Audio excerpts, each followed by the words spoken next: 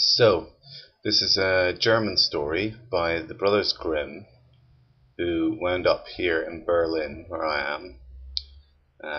They were born a year and a half apart, like you guys, and they collected stories from all over Germany,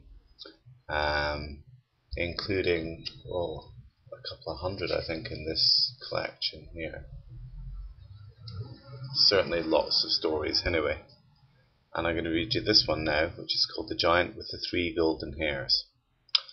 There once was a poor man who had an only son born to him. The child was born under a lucky star, and those who told his fortune said that in his 14th year he would marry the king's daughter.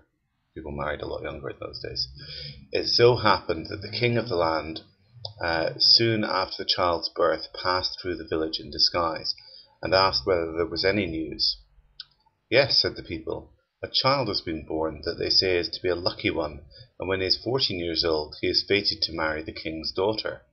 Well, this did not please the king, so he went to the poor child's parents and asked them whether they would sell him their son. No, said they. But the stranger begged very hard and offered a great deal of money, and they had scarcely bread to eat, so at last they consented, thinking to themselves, he is luck's child, he can come to no harm. The king took the child, put it into a box, and rode away. But when he came to the deep stream, he threw it into the current, and said to himself, that young gentleman will never be my daughter's husband. The box, however, floated down the stream. Some kind spirit watched over it, so that no water reached the child, and at last, about 2 miles from the king's capital, it stopped at the dam of a mill. The miller soon saw it, and took a long pole, and drew it towards the shore, and finding it heavy, thought that there was gold inside, but when he opened it, he found a pretty little boy that smiled upon him merrily. Now the miller and his wife had no children, and therefore rejoiced to see their prize, saying, Heaven has sent it to us. So they treated it very kindly, and brought it up with such care that everyone admired and loved it. About 13 years passed over their heads when the king came back into the mill, and asked the miller if that was his son. No, said he, I found him when a babe in a box in the mill dam. How long ago? Asked the king. Some 13 years, replied the miller. He is a fine fellow, said the king. Can you spare him to carry a letter to the queen? It will please me very much, and I will give you 2 pieces of gold for his trouble. As your majesty pleases, answered the miller.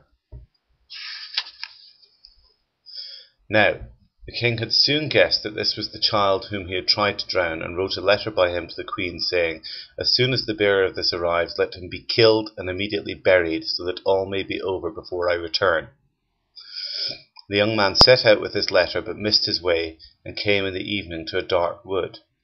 Through the gloom he perceived a light at a distance, towards which he directed his course, and found that it proceeded from a little cottage. There was no one within except an old woman who was frightened at seeing him, and said, Why do you come hither, and whither are you going? I am going to the queen, to whom I have delivered a letter. I have lost my way, and shall be glad if you will give me a night's rest. You are very unlucky, said she, for this is a robber's hut, and if the band return while you are here, it may be worse for you. I am so tired, however, replied he, that I must take my chance, for I can go no farther. So he laid the letter on the table, stretched himself out upon a bench, and fell asleep. When the robbers came home and saw him, they asked the old woman who the strange lad was. I have given him shelter for charity, said she. He had a letter to carry to the queen, and lost his way. I didn't do the voice that time, sorry. The robbers took up the letter, broke it open, and read the directions, which it contained to murder the bearer. Then their leader tore it up, and wrote a fresh one, desiring the queen, as soon as the young man arrived, to marry him to the king's daughter. Meantime they let him sleep on till morning broke, and then showed him the right way to the queen's palace, where, as soon as she had read the letter, she had all possible preparations made for the wedding, and as soon as the young man was as the young man was very beautiful, the princess took him willingly for her husband.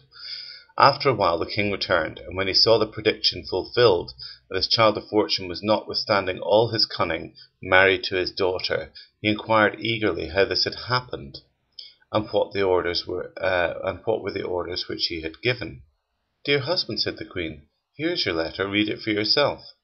The king took it, and seeing that an exchange had been made, asked his son-in-law what he had done with the letter which he had given him to carry. "I know nothing of it," answered he.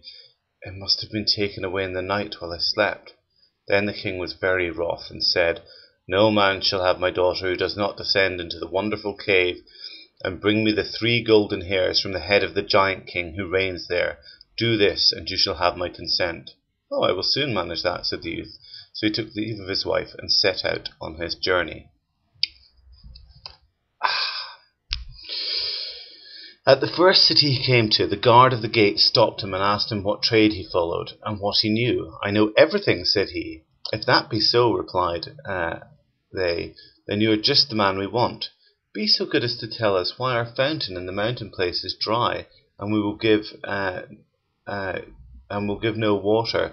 Find out the cause of that, and we will give you 2 asses loaded with gold." I think he means like the donkey. "With all my heart," said he, "when I come back." Then he journeyed on and came to another city, and there the guard also asked him what trade he followed and what he understood. "I know everything," answered he. "Then pray do us a piece of service," said they. "Tell us why a tree which used to bear us golden apples now does not even produce a leaf." "Most willingly," answered he, "as I come back." At last his way led him to the side of a great lake of water over which he must pass. The ferryman soon began to ask, as the others had done, what was his trade and what he knew. "Everything," said he. "Then," said the other, "pray inform me why am I bound for ever to ferry over this water, and have